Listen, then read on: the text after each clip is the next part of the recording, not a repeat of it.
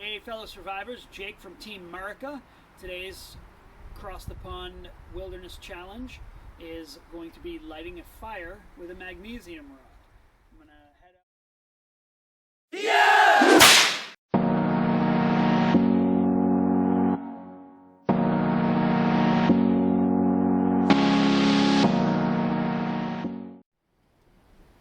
So along the trail here I have found a couple of struggling white pine trees. They have probably 2/3 of them are full of dead branches, and removing a dead branch from a tree does not harm the tree. And pine trees, did you hear that snap? Here, let's see if we can get you to hear that crackle. That is dry. These branches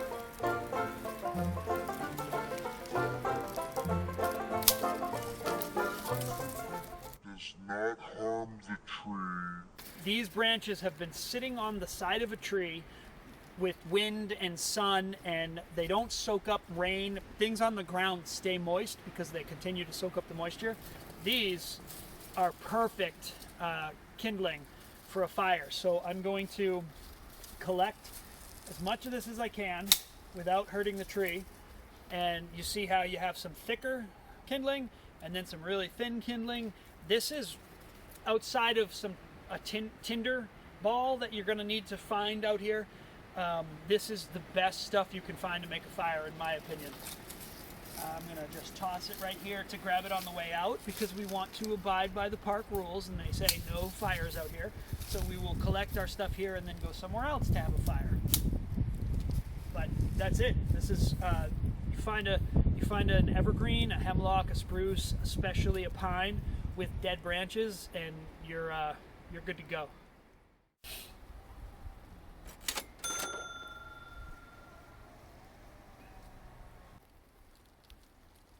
So we haven't even walked a quarter of a mile in on this trail, and I have found several different perfect locations to gather tinder and kindling. So we found our kindling. What we need now is some good tinder, something to catch that actual spark. And here I found a fallen birch tree. In my opinion, in Northeast America, birch is the best fire tinder you're going to find. You can see that this tree is dead, so there's nothing I can do to it to harm it anymore. But these little loose pieces of fiber, some of the thicker ones, they're so easy to gather. Again, you don't have to use tools, you don't have to swing blades around. In the winter you could still do this with gloves or mittens on. It's perfect, and I'm going to gather some of it's on the ground. As long as it's mostly dry, this stuff has resin in it, which is flammable. It's perfect. And then just sitting right here on top of it is a giant, what they call horse hoof tinder. This one's pretty moist. This one would take forever to dry out, so I don't actually want it. But this one right here, this one is much drier and harder.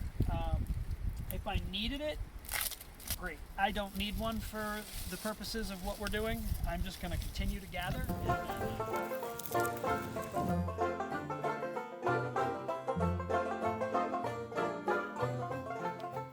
Here we are at Camp Grit, which is property we use. This is where I'm going to do the fire building demo. This is what I gathered, so this is what I'm going to use, plus the tinder that I have in my survival fanny pack. So yeah, here we go.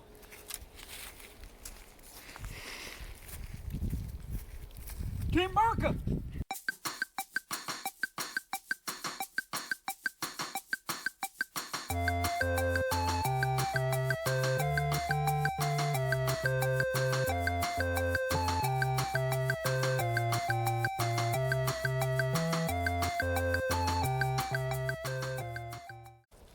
And then before I start the fire, I prepare as much as I can. That's probably good enough. And again, you don't want to hurt yourself. You want to do as little work as possible. So I would normally take this and smash it on a rock instead of trying to bend it with my knee. That torques your back. Lots of different things could happen.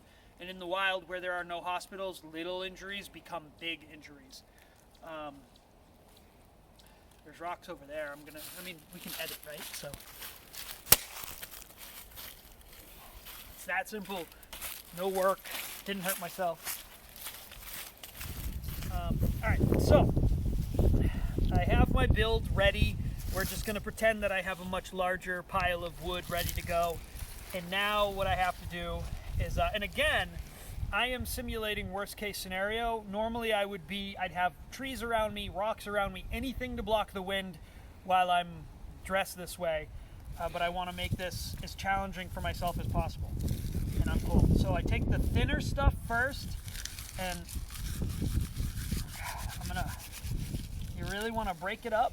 You want your spark needs the thinnest, smallest, driest surface area to land on to get going.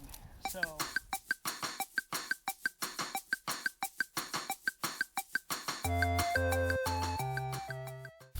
all right, so I think I've got enough of the thin stuff.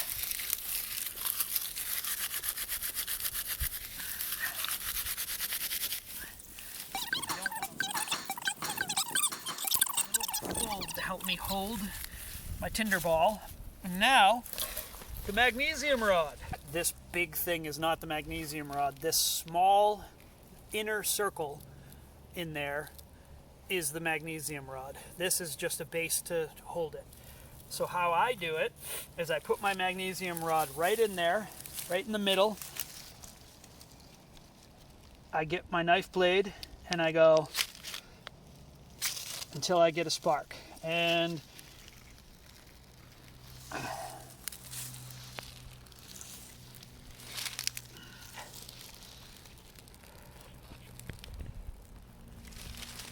now I have all this to help get this bigger stuff going and keep it going.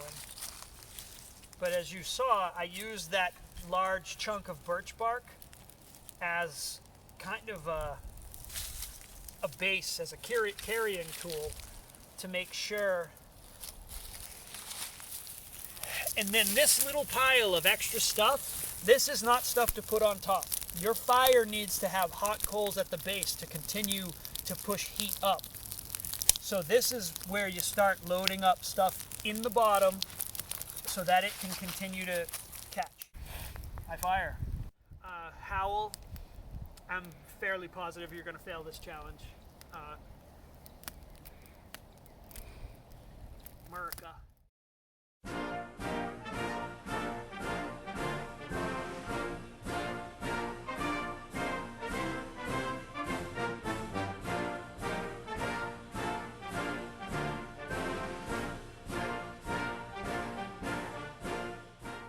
Okay.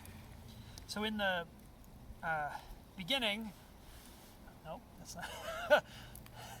There was space. As I said earlier in this video, I don't like actually working with frayed ends, but because I didn't have anything to take care of this with, I said this is how I'm going to work it until I get a fire going. Now I have a fire going, so I'm going to take care of the frayed end on this cordage. First things first, I'm going to, as carefully as possible, cut off as much as I can with this incredibly dull knife. It really is a pretty dull knife.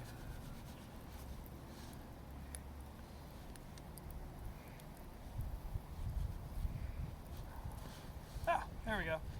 That's plenty. Alright, put my knife point end down in the ground so I can't cut myself with it. It's easier to find. And then all I'm going to do is simply take something that's on fire or really hot, and I'm going to melt this. And what you're doing is melting the internal pieces, the actual rope, to the sheath.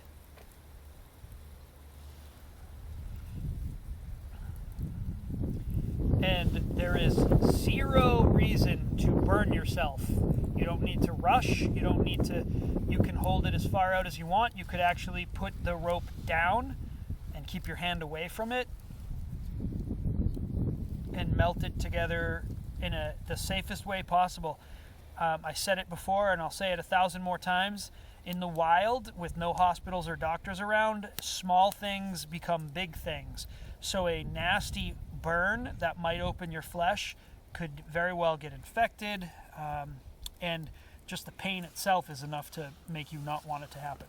But now, once that's cool, and I would set this down and leave it for 5 or 10 minutes to let it cool, I now have a sealed end, and I don't need to worry about all that extra internal rope getting in the way when I try to tie knots. Simple.